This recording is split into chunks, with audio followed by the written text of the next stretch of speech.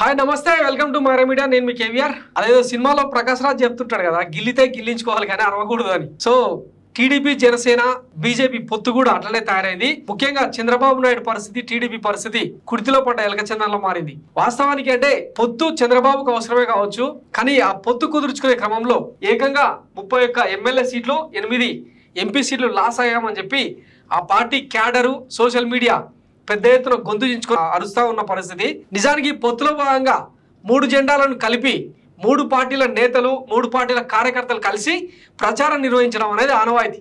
గతంలో మహాకూటమి కావచ్చు, అంతకుముందు ఇంకా ఏ దిక్కుమల్ల కూటమిలో అయినా కూడా అదే పని చేసినాయి.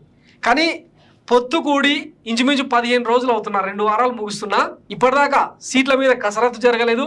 పార్లమెంట్ అభ్యర్థులు ఎవరన్నది ఇప్పటిదాకా తేలలేదు కూటమిలో. ఇవన్నీ పక్కన పెడితే ఒకవైపు వైఎస్ జగన్మోహన్ రెడ్డి బస్సు యాత్ర పేరుతో దూకుడుగా ఇప్పటికే సిద్ధం సభలు నిర్వహించి సక్సెస్ అయినరు.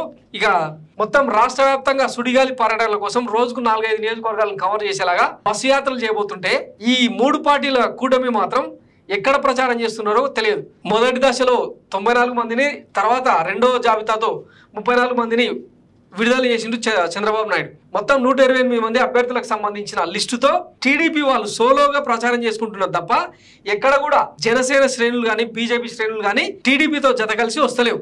ఇప్పటిదాకా బీజేపీకి కేటాయించిన నియోజకవర్గాలు ఏవి, అక్కడ అభ్యర్థులు ఎవరు, జనసేన కేటాయించిన స్థానాలు ఏవి, అక్కడ అభ్యర్థులు ఎవరో క్లారిటీ లేకుండా పోయింది.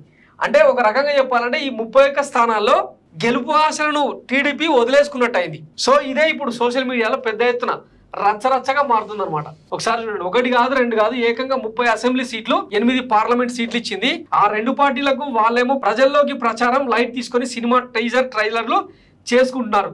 గెలుపు అనుకున్నంత ఈజీ కాదు. 27 నుంచి జగన్ బస్ యాత్ర స్టార్ట్ చేస్తున్నారు. మన బస్ ఎక్కడ ఉంది అని చెప్పి కొంతమంది సోషల్ మీడియాలో పోస్టులు అనమాట. ఇంకోవైపు బాబు గారు ఎందుకండి మనకు ఈ పొత్తులు, ఈ పార్టీలతో మనకేం తక్కువ, అనవసరంగా పైకి లేపి తోడు తెచ్చుకోవడమే కానీ ఏమైనా ఉందా? ఎంత కష్టపడి గట్టి క్యాండిడేట్ను ఒప్పించి పీఠాపురం ఇప్పించారు, ఇప్పుడు వాళ్ళకి అది జస్ట్ ఛాయిస్గా మారింది అని. దీనికి కౌంటర్ ఏంటంటే వ్యూహం ఎలా ఉంటుందో తెలియదు కానీ బీజేపీ పవన్ కళ్యాణ్ ఆడే నాటకంలో చంద్రబాబు రాజకీయాలకు దూరం కావడం ఖాయం. ఓడిపోయిన తర్వాత ఇదే నా వ్యూహం, మా అమ్మను లోకేష్ తిట్టాడని చెప్పుకుంటాడని చెప్పి ఎవరికి వాళ్ళు తమ కడుపుబ్బరని అట్లా సోషల్ మీడియాలో షేర్ చేసుకుంటున్నారు అనమాట. సో కూటమి కట్టినా కూడా ఇంకా జెండాలు జతకట్టలేదు అనమాట. సో ఇది ఎక్కడికి దారితీస్తుంది? లేదంటే ఇంకా ఎన్నికలకు 55 రోజుల టైం ఉంది.